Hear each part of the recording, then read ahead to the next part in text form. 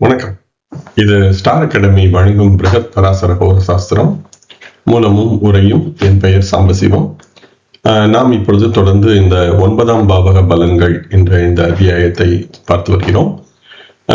9ஆம் பாவகத்திற்கு இது போன்ற தியானம் போன்ற தன்மைகளும் சொல்லப்படலாம். எனவே பொதுவாக தர்மா என்பதாக அல்லது தர்மம் என்பதாக பராசரர் இதை பற்றி சொல்லியிருந்தாலும், ஒருவருடைய நெறி அல்லது ஒருவருடைய ஆழ்மன தேடல் போன்றவற்றையும் இந்த 9ஆம் பாவகம் மூலம் நம்மால் அறிந்து கொள்ள முடியும் என்பதாக இதை பற்றி சிந்திக்கலாம். எனவே மதம் என்பதாக பொதுவாக புரிந்து கொண்டாலும், இந்த தர்மம் என்ற சொல்லுக்கு ஒருவருடைய தேடல், ஆழ்மன தேடல் என்பதாக அதை புரிந்து கொள்வதால் இது போன்ற தியானம் போன்றவற்றுக்கும் இந்த 9ஆம் பாவகத்தை நாம் பயன்படுத்தலாம் என்பதாக நான் சிந்திக்கிறேன். தொடர்ந்து நாம் இப்பொழுது பார்த்து வருகின்ற இந்த பகுதியில் பராசரர் ஒருவருடைய அப்பாவின் இறப்பு என்பது எப்பொழுது நடக்கும், எது போன்ற கிரக நிலைகள் இருந்தால் அவருடைய அப்பாவின் இறப்பை எந்த காலத்தில் நடக்கும் என்பதை எப்படி கண்டறிவது என்பதையே தொடர்ந்து விளக்கி வருகிறார். இந்த பதிவில் நாம் பார்க்க இருக்கின்ற ஸ்லோகங்களும் அதையே சொல்ல போகின்றன. இந்த இறப்பு அல்லது இது போன்ற இந்த பாவக பலன்கள் என்பதை நாம் இந்த சுதர்சன சக்கர தசை என்பதை பயன்படுத்தி ஆராய முடியும் என்பதாக நான் 7ஆம் பாவக பலன்கள் என்பதில் விளக்கியிருந்தேன். அதை போன்ற முறையில் நீங்கள் தொடர்ந்து இந்த ஸ்லோகங்களில் சொல்லப்பட்டுள்ள செய்திகளுக்கும் அந்த சுதர்சன சக்கர தசை என்பதை பயன்படுத்தி நம்மால் பலன் தேட முடியும் என்று நம்புகிறேன். அதே போல சுதர்சன சக்கர தசையில் நாம் பார்த்தது போல ராசி சக்கரத்தை விட நவாம்சத்தில் அந்த விதிகள் பொருந்தி போயின என்பதாக பார்த்தோம். எனவே இது அப்பாவை பற்றிய பலன்கள் என்பதால் துவேதசாம்சத்தில் இந்த விதிகள் பொருந்துகிறதா இல்லையா என்பதையும் முக்கியமாக கவனிக்க வேண்டும். வாருங்கள், நாம் பதிவிற்குள் செல்வோம். இந்த பதிவின் முதல் 2 ஸ்லோகங்களாக ஸ்லோகங்கள் 16இன் 2ஆம் வரி, 17 மற்றும் 18ஆம் ஸ்லோகத்தின் முதல் வரி இவற்றை இங்கு பார்ப்போம். சென்ற பதிவில் நாம் 16ஆம் ஸ்லோகத்தின் முதல் வரி வரை பார்த்திருந்தோம். இதே ஸ்லோகங்கள் பெரிய மாற்றம் எதுவும் இல்லாமல் தாராச்சந்திரா, கணேஷ் சத் பாட்டக், தேவச்சந்திரஜா போன்றவர்களுடைய நூல்களிலும் எந்த மாற்றமும் இல்லாமல் கிடைக்கிறது. லக்னேஷே நாசராசிஸ்தே ரந்திரேஷே பானு சம்யுதே த்விதீயே துவாதசே வர்ஷே பிதுர் மரணம் ஆதிசேத் பாக்யாத் ரந்திரகதே ராகவ் பாக்யாத் பாக்யகதே ரவௌ சோடசே அஷ்டாதசே வர்ஷே ஜனகஸ்ய மிருதிர் பவேத்.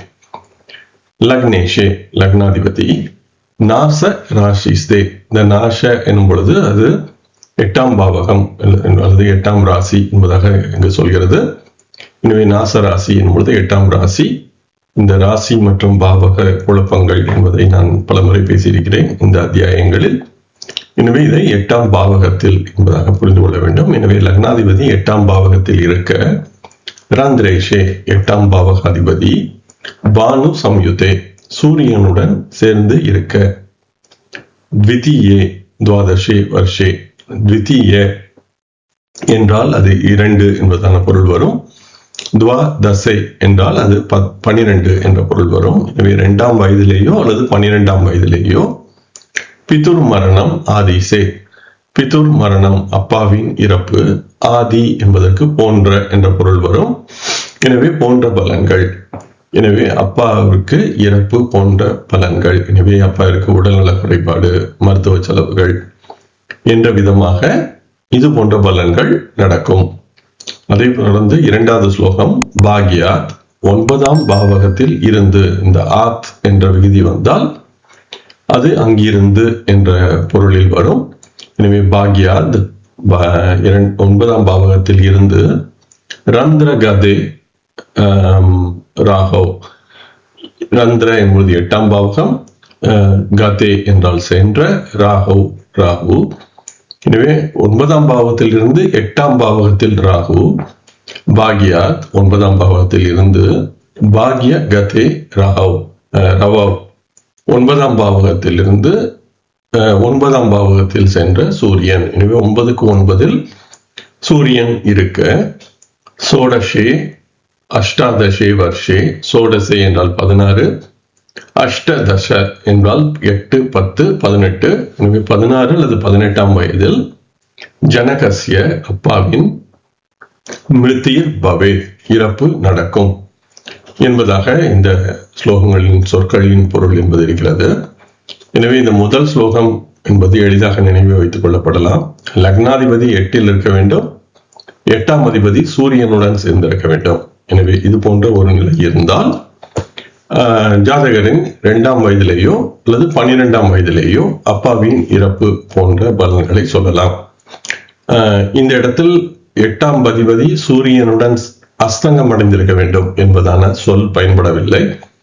சூரியனுடன் சேர்ந்திருக்க வேண்டும் என்பதாகவே இது சொல்லப்பட்டுள்ளது. பொதுவாக அஸ்தங்கம் எனும் பொழுது நாம் அதை ராசி சக்கரத்தில் பார்க்கலாம்.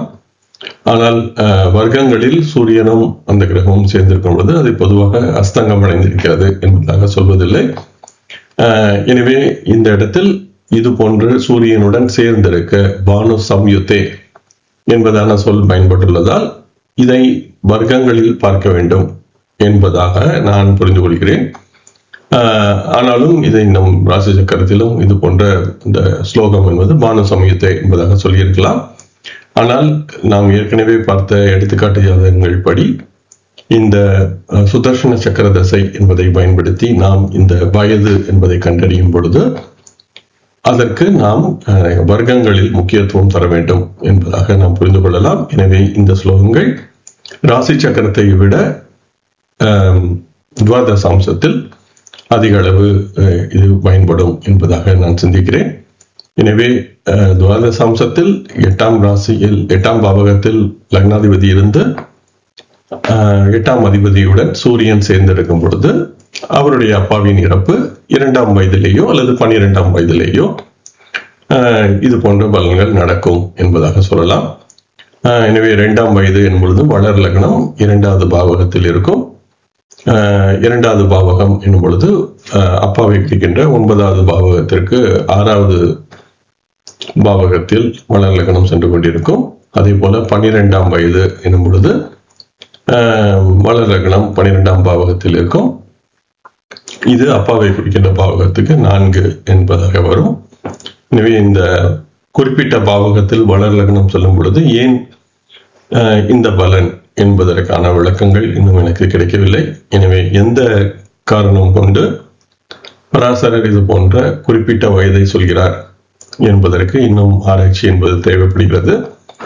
ஆனால் இந்த வயது என்பது சுதர்சன சக்கர தசை என்பதை பயன்படுத்தி சொல்லப்படுகிறது என்பதில் எனக்கு நம்பிக்கை என்பது என்னுடைய புரிதலில் நம்பிக்கை என்பது சற்றே கூடியிருக்கிறது. அடுத்ததாக 2வது ஸ்லோகத்தை பார்க்கும் பொழுது 9ஆம் பாவகத்தில் இருந்து 8ஆம் பாவகத்தில் ராகு இருக்க, இது நேரடியாக 9க்கு 8 எனும் பொழுது அது நேரடியாக 4ஆம் பாவகத்தில் ராகு என்பதாக இந்த ஸ்லோகம் சொல்லவில்லை. எனவே நேரடியாக 4ஆம் பாவகத்தில் ராகு இருக்க என்பதாகவே சொல்லியிருக்கலாம். 9க்கு 8இல் ராகு என்று சொல்லியிருப்பதால் இது நாம் அந்த 9ஆம் பாவகத்தில் இருந்து 8ஆம் பாவகத்தை பார்த்து அங்கு ராகு இருக்கிறதா என்பதாக பார்க்க வேண்டும். நேரடியாக 4ஆம் பாவகத்தில் ராகு இருந்தாலேயே இந்த பலன் என்பதாக சிந்திக்க முடியாது. அல்லது இந்த ஸ்லோகங்கள் இந்த 9ஆம் பாவகத்தை முக்கியத்துவம் தருவதற்காக பாக்யாத் என்பதாக அதை வைத்து பேசியிருக்கவும் கூடும். என்னுடைய சிந்தனை அந்த 9ஆம் பாவகத்தில் இருந்து பாவகத்தை பார்த்து அது 8ஆம் பாவகத்தில் வருகிறதா என்பதாகவே பார்க்க வேண்டும் என்பது என்னுடைய புரிதல். எனவே 9ஆம் பாவகத்தில் இருந்து 8ஆம் பாவகத்தில் ராகு இருக்க, 9ஆம் பாவகத்தில் இருந்து 9ஆம் பாவகத்தில் சூரியன் இருக்க, இதை நீங்கள் 5ஆம் பாவகம் என்பதாகவும் சிந்திக்கலாம். அப்படி இருக்க ஜாதகரின் 16 அல்லது 18ஆம் வயதில் அப்பாவின் இறப்பு என்பது நடக்கும்.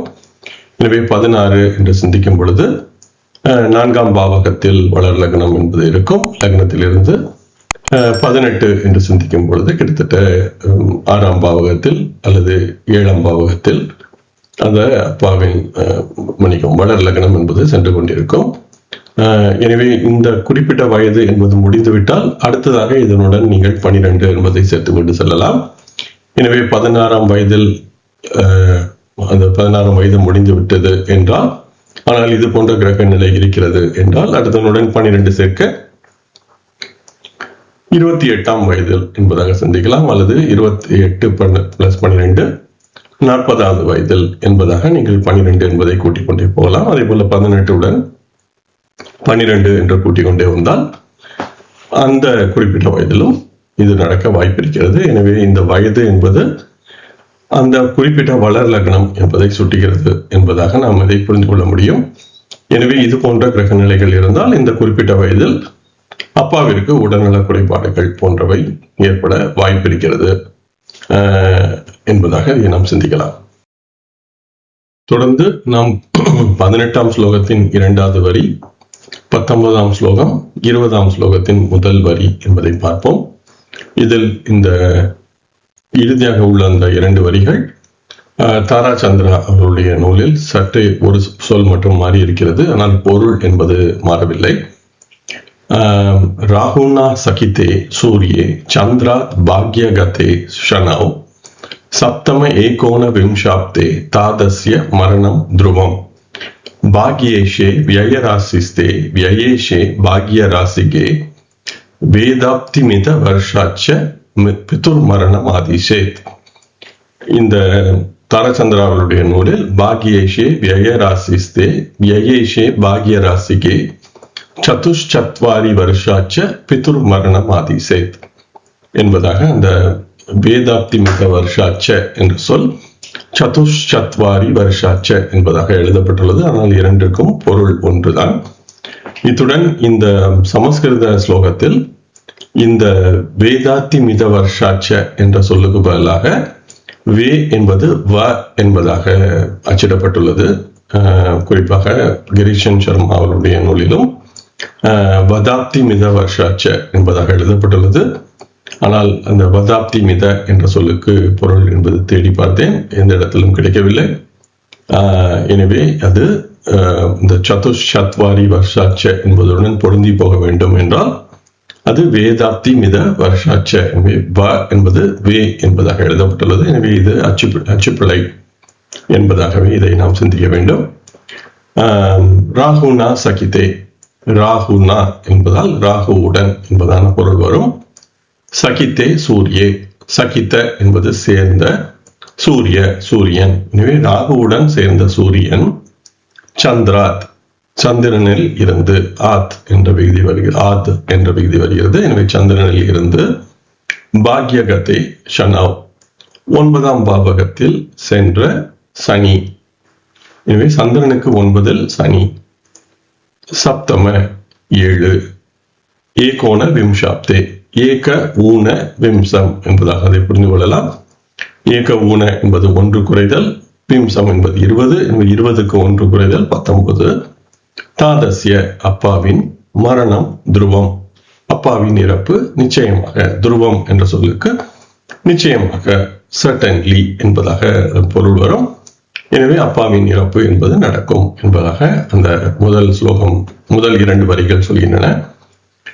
அடுத்ததாக அந்த அடுத்த 2 வரிகளை சிந்திக்கும் பொழுது பாக்யேஷே 9ஆம் பாவகாதிபதி, வியய ராசிஸ்தே 12ஆம் ராசியில் அல்லது 12ஆம் பாவகத்தில் இருக்க, 9ஆம் அதிபதி 12ஆம் பாவகத்தில் இருக்க, வியயேஷே 12ஆம் பாவகாதிபதி பாக்ய ராசிக்கே 9ஆம் பாவகத்தில் இருக்க அல்லது 9ஆம் ராசியில் இருக்க.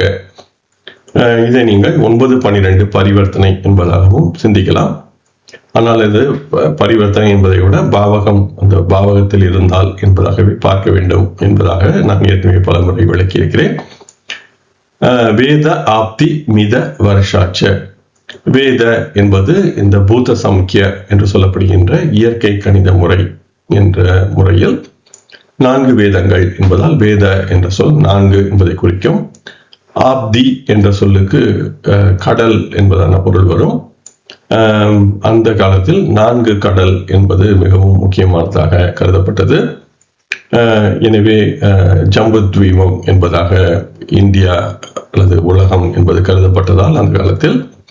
அதனை சுற்றி 4 பக்கமும் கடல் இருக்கிறது என்ற விதமாக இந்த ஆப்தி என்ற கடல் என்ற சொல்லும் 4 என்ற பொருளில் வரும். எனவே வேதம் என்பதும் 4, ஆப்தி என்பதும் 4. இந்த பூத சம்கிய முறையில் எண்களை மாற்றி படிக்க வேண்டும். எனவே 4 என்பதை மாற்றி போட்டாலும் 44 என்பதாகவே வரும். மித வருஷாச்ச 44ஆம் வயதில். பிதுர் மரணம் ஆதிசேத் அப்பாவின் இறப்பு போன்ற பலன்கள் சொல்லப்பட வேண்டும். இந்த தானச்சந்திரா அவருடைய நூலில் அந்த வேத அப்தி மித வருஷாச்ச என்பதற்கு பதிலாக சத்துஷ்சத்வாரி என்பதாக அது எழுதப்பட்டுள்ளது. சத்து என்பது 4ஐ குறிக்கும், சத்துர்வேதம் என்பதாக வேதம் என்பதாக சொல்வதால் சத்து என்பது 4ஐ குறிக்கும், சத்வாரி என்பதும் 40 என்பதை சொல்லும். எனவே 4, 40, 44. எனவே அதுவும் 44 என்பதாகவே சொல்கிறது. எனவே இந்த 44 என்பதை சொல்கின்ற இந்த சொற்கள் மட்டும் மாறுபட்டுள்ளன ஸ்லோகத்தில், மற்றபடி மாற்றம் இல்லை.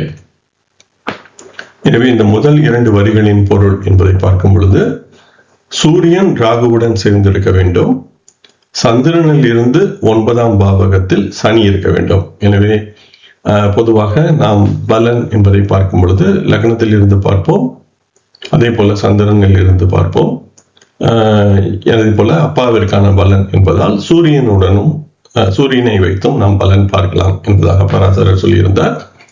எனவே சூரியனை வைத்து பார்க்கும் பொழுது சூரியனுடன் ராகு சேர்ந்திருக்கிறது. சந்திரனை வைத்து பார்க்கும் பொழுது சந்திரனுக்கு 9ஆம் பாவகத்தில் அப்பாவை குறிக்கின்ற சந்திரனில் இருந்து, சந்திர லக்னத்தில் இருந்து வருகின்ற 9ஆம் பாவகத்தில் சனி இருக்கிறது. எனவே சூரியனும் ராகுவுடன் சேர்ந்திருக்கிறது, சந்திரனுக்கு 9இல் சனி இருக்கிறது என்பதால் இது போன்ற நிலை இருந்தால் அவருடைய 7 அல்லது 19ஆம் வயதில் அப்பாவின் இறப்பு என்பது நடக்கும். 7 என்பது வளர் லக்னம் 7ஆம் பாவகத்தில் சென்று கொண்டிருக்கும். 19 என்பொழுது 12 முடிந்து மீண்டும் ஒரு 7 என்பது வருவதால் அதுவும் 7ஆம் பாவகத்தில் வளர் லக்னம் செல்லும் பொழுது அப்பாவின் இறப்பு நடக்கும்.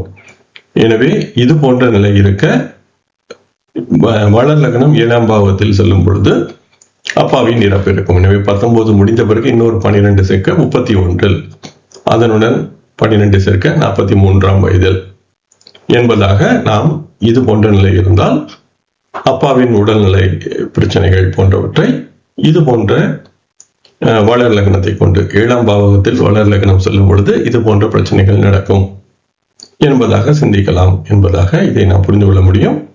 ஆனாலும் இந்த சூரியனுடன் ராகு சேருதல், சந்திரனுக்கு 9இல் சனி இருத்தல் என்பது துவாதசாம்சத்தில் முக்கியமாக பார்க்கப்பட வேண்டும். அடுத்து நாம் 2வது ஸ்லோகத்தை பார்க்கும் பொழுது, 2வது வரியை பார்க்கும் பொழுது, இந்த 2வது வரியை பார்க்கும் பொழுது 9ஆம் பாவகாதிபதி 12ஆம் ராசியில், 12ஆம் பாவகாதிபதி 9வது பாவகத்தில். எனவே 9, 12 பரிவர்த்தனை என்பதாக நினைவில் வைத்துக் கொள்ளலாம். அப்படி இருந்தால் 44வது வயதில் அப்பாவின் இறப்பு. எனவே 9, 12 பரிவர்த்தனை என்று சிந்திக்கும் பொழுது அப்பாவிற்கான 9ஆம் பாவகத்தை லக்னமாக வைத்து பார்த்தால் அந்த 9ஆம் பாவகத்திற்கு 1, 4 பரிவர்த்தனை என்பது இருப்பதால் அப்பாவிற்கு கிட்டத்தட்ட நீண்ட ஆயுள் என்பதாகவே இந்த நேரடியாக 44ஆம் வயதிலே இது போன்ற அப்பாவிற்கான இறப்பு என்பதாக சொல்லப்படுகிறது.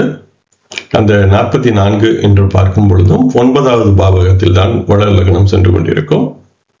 எனவே நிச்சயமாக 3 சுற்று முடிந்து 4வது சுற்றில் 9வது பாவகத்தில் வளர் லக்னம் வரும் பொழுது அந்த ஜாதகருக்கு அவருடைய அப்பாவின் இறப்பு என்பது அந்த 44ஆம் வயதில் நடக்க வாய்ப்பு இருக்கிறது. இது போன்ற 9, 12 பரிவர்த்தனை என்பது இருக்கும் பொழுது, எனவே இந்த 3 சுற்று முடிந்த 4வது சுற்றில் வளர் லக்னம் 9ஆம் பாவகத்தில் வரும் பொழுது அப்பாவின் இறப்பு என்பது நடக்க வாய்ப்பிருக்கிறது என்பதாக இந்த 9, 12 பரிவர்த்தனை என்பதை வைத்து இந்த ஸ்லோகம் சொல்கிறது.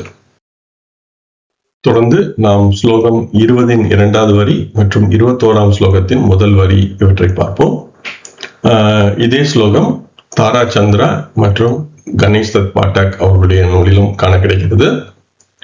கணேஷ் தத் பாட்டக் அவர்களுடைய நூலில் இந்த 2வது வரியின் கடைசி சொல் என்பது மாறியிருக்கிறது, ஆனால் பொருள் மாறவில்லை.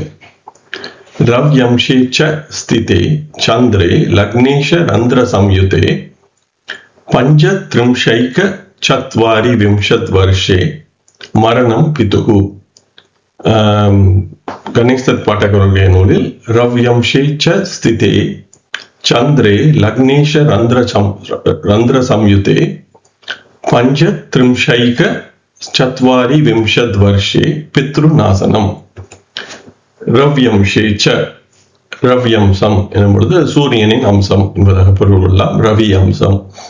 எனவே சூரியனின் அம்சத்தில் ஸ்திதே சந்திரே, சந்திரன் இருக்க, லக்னேஷே லக்னாதிபதி, ரந்திர சம்யுதே 8ஆம் பாவகத்தில் இருக்க, பஞ்சத்ரிம்ஷ, பஞ்ச என்பது 5, த்ரிம்ச என்பது 30, எனவே 35, ஏக சத்வாரி விம்சத் சத்வாரிம்ஷத் வருஷே, ஏக என்பது 1, சத்வாரி என்பொழுது அது 40, எனவே 40 + 1 41ஆம் வயதில் மரணம் பிதுகு, அப்பாவின் இறப்பு என்பது நடக்கும். இந்த மரணம் பிது என்ற சொல் பித்ருநாசனம் என்பதாக எழுதப்பட்டுள்ளது. அப்பாவின் அழிவு என்பதாக அதை புரிந்து கொள்ளலாம். மற்றபடி அந்த ஸ்லோகத்தில் உள்ள சொற்கள் அதே போன்று இருக்கிறது. இந்த அப்பாவின் அழிவு அல்லது மரணம் என்பதற்கான விளக்கம் என்பது, அழிவு என்னும் பொழுது பல்வேறு விதமான அழிவு என்பதாக அதை புரிந்து கொள்ளலாம். ஆனால் முதல் ஸ்லோகம் மரணம் என்பதாகவே சொல்லியிருக்கிறது. எனவே இறப்பு என்பதாக அதை புரிந்து கொள்ளலாம். எனவே இந்த ஸ்லோகம் சொல்ல வருகின்ற விளக்கம் என்று பார்க்கும் பொழுது, ரவ்யம்சே ச ஸ்திதே சந்திரே என்பது சூரியனின் அம்சத்தில் சந்திரன் இருக்க என்பதாக அதை புரிந்து கொள்ளலாம். எந்த அம்சத்தில் என்றால், பொதுவாக உரை எழுதியவர்கள் நவாம்சம் என்பதாக எழுதியிருக்கிறார்கள். எனவே அம்ச என்று சொல்லியிருக்கும் பொழுது அது நவாம்சத்தையே குறிக்கும் பொதுவாக என்பதாக அதை புரிந்து கொண்டு நவாம்சத்தில் என்பதாக எழுதியிருக்கிறார்கள். எனவே நவாம்சத்தில் சூரியனின் அம்சத்தில் சந்திரன் இருக்க என்று வருவதால், நவாம்சத்தில் சிம்ம ராசியில் சந்திரன் இருக்க என்பதாக இதை பொருள் கொள்ளலாம். ஆனால் இது அப்பாவை பற்றிய ஸ்லோகம் என்பதால் இதை நாம் துவாதச அம்சத்தில் பார்க்க வேண்டும். எனவே துவாதச அம்சத்தில் சந்திரன் சிம்மத்தில் இருக்க என்று பார்ப்பதே சரியாக இருக்கும் என்பது என்னுடைய சிந்தனை. எனவே இதை நாம் இது போன்ற நிலையில் கிரக நிலைகள் இருக்கும் பொழுது அப்பாவிற்கு அந்த வயதில் இறப்பு நடந்ததா என்பதை ஜாதகங்களை வைத்து ஆராய்ந்தால் மட்டுமே இது நவாம்சத்தில் பார்க்க வேண்டுமா அல்லது துவாதச அம்சத்தில் பார்க்க வேண்டுமா என்பதற்கான புரிதல் என்பது நமக்கு தெளிவுபடும். என்னிடம் இருக்கின்ற ஜாதகங்களை வைத்து நான் தேடி பார்த்தேன். எனக்கு இது போன்ற கிரக நிலைகள் கிடைக்கவில்லை. உங்களுக்கு ஏதேனும் ஜாதகங்கள் கிடைத்தால் பகிருங்கள். ஸ்டார் அகாடமியில் அல்லது யூடியூபில் பகிருங்கள். நாம் இதை ஆராய்ந்து பார்க்க முடியும். எனவே சூரியனின் அம்சத்தில் சந்திரன் இருக்க, நவாம்சத்திலோ துவாதச அம்சத்திலோ சிம்மத்தில் சந்திரன் இருக்க, லக்னாதிபதி 8ஆம் பாவகத்தில் இருக்கும் பொழுது இதையும் துவாதச அம்சத்தில் முக்கியமாக பார்க்க வேண்டும். எனவே லக்னாதிபதி, துவாதச அம்ச லக்னாதிபதி 8இல் இருக்க வேண்டும். துவாதச அம்சத்தில் சிம்மத்தில் சந்திரன் இருக்க வேண்டும். இது போன்ற நிலை இருந்தால் அந்த ஜாதகரின் 35ஆம் வயதிலேயோ அல்லது 41ஆம் வயதிலேயோ அப்பாவின் இறப்பு இருக்கும். 35 என்று சிந்திக்கும் பொழுது 11ஆம் பாவகத்தில் வளர் லக்னம் என்பது செல்லும். 41 என்னும் பொழுது 5வது பாவகத்தில், 5-11 என்ற 2 பாவகங்களில் வளர் லக்னம் வரும் பொழுது அப்பாவின் இறப்பு என்பது நடக்கும் என்ற விதமாக இதை புரிந்து கொள்ளலாம். 5 எனும் பொழுது 9ஆம் பாவகத்திற்கு 8ஆம் பாவகமாக வரும். 11 எனும் பொழுது 3ஆம் பாவகமாக வரும். எனவே இந்த 3, 8 என்ற இந்த அச்சில் வளர் லக்னம் வரும் பொழுது அப்பாவின் இறப்பு நடக்கும். இது போன்ற கிரக நிலை, சூரியனின் ராசியில் சந்திரன் இருக்க வேண்டும். 8ஆம் அதிபதி லக்னாதிபதி 8ஆம் பாவகத்தில் இருக்க வேண்டும். முக்கியமாக துவாதச அம்சத்தில், நவாம்சத்திலும் பார்க்கலாம், ராசியிலும் பார்க்கலாம். ஆனால் துவாதச அம்சம் முக்கியமாக கருதப்பட வேண்டும் என்பதாக நான் சிந்திக்கிறேன். அப்படி இருந்தால் அந்த 11-5 அச்சு எனும் பொழுது அது முக்கியத்துவம் பெறுகிறது என்பதாக இந்த ஸ்லோகம் சொல்கிறது. எனவே இதையும் ஜாதகங்களில் தேடி பார்த்தால் மட்டுமே இந்த பலன் என்பதை நாம் உறுதி செய்து கொள்ள முடியும். தொடர்ந்து நாம் 21ஆம் ஸ்லோகத்தின் 2வது வரி மற்றும் 22ஆம் ஸ்லோகத்தின் முதல் வரி இவற்றை இங்கு பார்ப்போம். இதே ஸ்லோகங்கள் மாற்றம் எதுவும் இல்லாமல் தாராச்சந்திரா, கணேஷ்தத் பாட்டக் போன்றவர்களுடைய நூலிலும் காண கிடைக்கிறது. பித்ருஸ்தானாதிபே சூரியே மந்த பௌம சமன்விதே பஞ்சாஷத் வர்ஷரே பிராப்தே ஜனகஸ்ய மிருதிர் பவே. பித்ருஸ்தானாதிபே 9ஆம் பாவகாதிபதி, பித்ருஸ்தான அதிப என்பதாக அதை பிடிக்கலாம். சூரியே சூரியன் ஆகி, மந்த பௌம சமன்விதே, மந்த என்பது சனி, பௌம என்பது செவ்வாய், சனி செவ்வாயுடன் சேர்ந்திருக்க. பஞ்சாஷத் வர்ஷரே, பஞ்ச என்பது 5, ஷத் என்பது 10 என்பதாக வரும். எனவே 5 10 50, 50ஆம் வயதில் பிராப்தே கிடைக்கும். ஜனகசிய அப்பாவின் மிருதிர் பவே, இறப்பு நடக்கும் என்பதாக இந்த ஸ்லோகம் சொல்கிறது. எனவே இந்த ஸ்லோகம் சொல்ல வருகின்ற விளக்கம் என்பது மிகவும் எளிதானது. 9ஆம் பாவகாதிபதி சூரியனாகி, அது சனி செவ்வாயுடன் சேர்ந்திருக்க, ஜாதகரின் 50ஆம் வயதில் அவருடைய அப்பாவின் இறப்பு நடக்கும் என்பதாக இதை சொல்கிறது. எனவே சூரியன் 9ஆம் பாவகாதிபதியாக இருக்க வேண்டும், சனி செவ்வாயுடன் இணைந்திருக்க வேண்டும். எனவே இது தனுசு லக்னத்துக்கு மட்டுமே இந்த விளக்கம் என்பது பொருந்தும் என்பதாக நாம் புரிந்து கொள்ள முடியும். எனவே லக்னம் தனுசாகி இருக்கும் பொழுது 9ஆம் பாவகாதிபதி சூரியனாகும். அந்த சூரியனுடன் அது அப்பாவை குறிக்கின்ற காரகனும் ஆகிறது, 9ஆம் பாவகாதிபதியும் ஆகிறது. எனவே அந்த இரண்டுமே சனி செவ்வாயுடன் சேர்ந்திருக்க என்னும் பொழுது சூரியன் கடுமையாக பாதிக்கப்பட்டுள்ளது என்பதாக நாம் சிந்திப்போம். காரகனும் பாதிக்கப்பட்டு அதே நேரத்தில் பாவகாதிபதியும் பாதிக்கப்பட்டிருக்கிறது சனி செவ்வாயின் இணைவினால். ஆனால் இந்த ஸ்லோகம் சொல்ல வருவது அப்பாவின் இறப்பு என்பது 50வது வயதில் தான் நடக்கும். ஜாதகரின் 50ஆம் வயது என்பது, அப்பாவின் வயது என்பது கிட்டத்தட்ட 70 75 அது போன்ற நிலையில் இருக்கும் இன்றைய காலகட்டத்துடன் ஒப்பிடும் பொழுது. எனவே 50வது வயதில் தான் அப்பாவுடைய இறப்பு நடக்கும் என்பதாக இந்த ஸ்லோகம் சொல்கிறது. எனவே இந்த ஸ்லோகம் சொல்ல வருகின்ற விளக்கம் என்பது நம்மால் எளிதாக புரிந்து கொண்டாலும் அதனுடைய காரணம் என்பதை சிந்திக்கும் பொழுது அது அவ்வளவு எளிதாக புரிந்து கொள்ளப்பட முடியாது.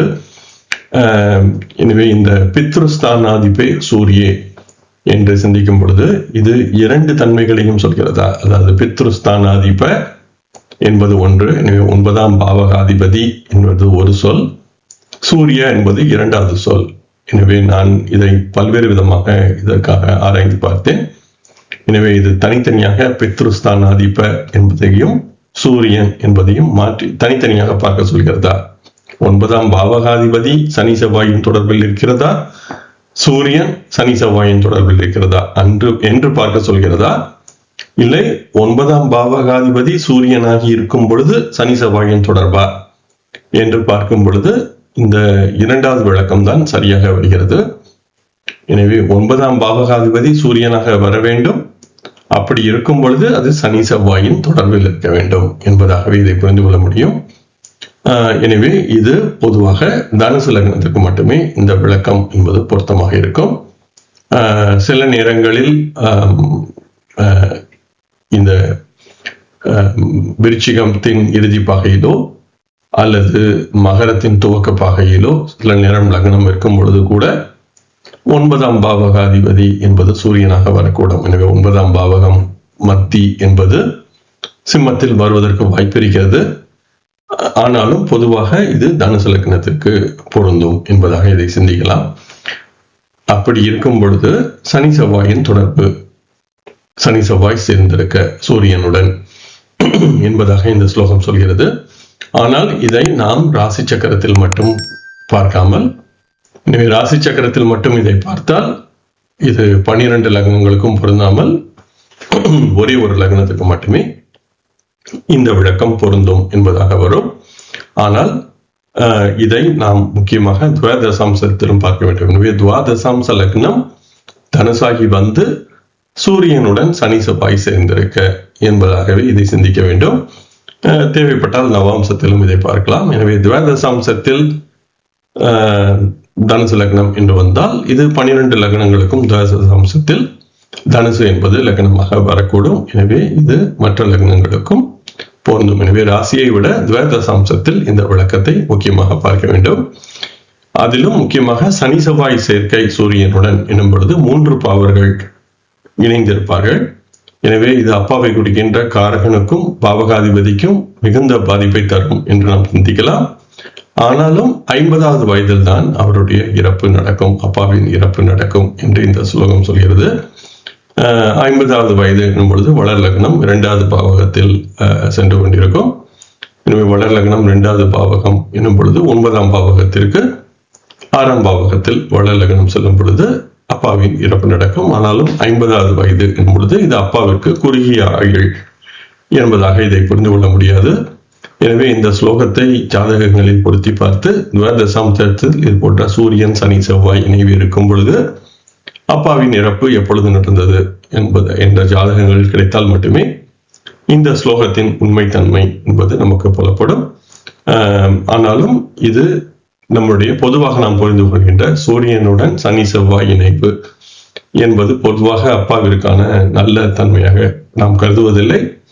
ஆனாலும் இது போன்ற நிலை இருந்தால் அப்பாவின் ஆயுள் என்பது 50வது வயதில் தான் அப்பாவின் இறப்பு என்று சொல்வதால் இது சற்றே உன்னிப்பாக கவனிக்கப்பட வேண்டிய ஒரு விளக்கம். இத்துடன் நாம் இந்த பதிவை நிறைவு செய்வோம். இந்த பதிவில் நாம் பார்த்த ஸ்லோகங்கள் அப்பாவின் இறப்பு என்ற தன்மையை பற்றி பேசின. அதிலும் குறிப்பாக சுதர்சன சக்கர தசை என்பது இந்த வயது, இந்த குறிப்பிட்ட கிரக நிலைகள் இருந்தால் எந்த வயதில் இது போன்ற பலன்கள் நடக்கும் என்பதையே தொடர்ந்து இந்த ஸ்லோகங்கள், இந்த அத்தியாயங்கள், அந்த பாவகம் பற்றிய விளக்கங்கள் பேசி வருகின்றன என்பதாக நாம் இதை புரிந்து கொள்ளலாம். எனவே உங்களிடம் இருக்கின்ற ஜாதகங்களை வைத்து இது போன்ற பாவக நிலைகளில் பாவகம் என்பது முக்கியமானது. எனவே இந்த வர்க்கங்களிலும் பாவகம் என்பது பார்க்கப்படலாம். ஜெகநாத ஹோரா இவற்றை தருகிறது. தேவைப்பட்டால் நீங்கள் என்னுடைய தமிழில் உள்ள ஜெகநாத ஹோரா விளக்கத்தை சென்று பார்க்கலாம். ஸ்டார் அகாடமியில் உரைகள் இருக்கிறது. அப்படி இல்லையெனில் உங்களுக்கு ஆங்கிலம் புரியும் என்றால் அதிக அளவு இணையத்தில் யூடியூபில் விளக்கங்கள் இருக்கின்றன. அவற்றை வைத்து நீங்கள் ஜெகநாத ஹோராவை கற்றுக்கொள்ளலாம். எனவே அதை வைத்து வர்க்கங்களிலும் பாவகங்கள் என்பதை பார்க்க முடியும்.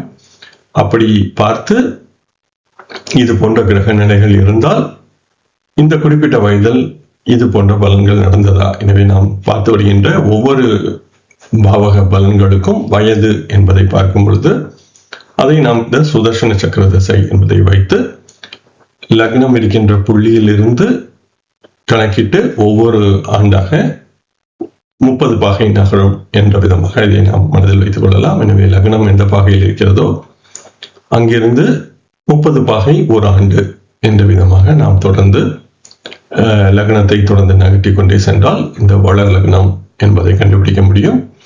அதுவே சுதர்சன சக்கர திசைக்கான முக்கியமான ஒரு புள்ளி என்பதாக இதை நாம் புரிந்து கொள்ளலாம். எனவே இதை வைத்து நாம் இந்த வயது என்பதை தேடி பார்க்க முடியும். இது ஒரு குறிப்பிட்ட கிரக நிலை என்பதால் அனைத்து கிரக நிலைகளுக்குமாக என்னிடம் அந்த குறிப்பிட்ட வர்க்கத்தில் இது போன்று இருக்க வேண்டிய நிலை என்பது என்னிடம் இல்லை. எனவே என்னால் இதில் பல ஸ்லோகங்களை உறுதிப்படுத்தி பார்க்க முடியவில்லை. ஆனால் நான் பார்த்த வரையில் இந்த விளக்கங்கள் பொருந்தி வருகின்றன. ஆனால் இதை அனைத்து ஜாதகங்களிலும் தேடி பார்த்தால் மட்டுமே நம்மால் இதை உறுதிப்படுத்திக் கொள்ள முடியும். எனவே உங்களிடம் இது போன்ற ஜாதகங்கள் இருந்தால் நீங்கள் இதை ஸ்டார் அகாடமியில் பகிர முடிந்தால் நாம் அனைவரும் சேர்ந்து இந்த ஜோதிட விதிகளை பயன்படுத்தி பார்த்து நாம் அனைவரும் சேர்ந்து இதை கற்க முடியும். உங்களால் முடிந்தால் இது தயவு செய்து செய்யுங்கள். இத்துடன் இந்த பதிவை நிறைவு செய்வோம். என்னுடன் இணைந்து நீங்கள் அனைவரும் இந்த பிருகத் பராசர ஹோர சாஸ்திரம் என்ற மிகவும் ஒரு முக்கியமான மூல நூலை கற்கின்ற இந்த முயற்சியில் இணைந்து தொடர்ந்து பயணித்து வருவதற்கு மிக்க நன்றி. வாருங்கள், தொடர்ந்து பயணிப்போம். நன்றி, வணக்கம்.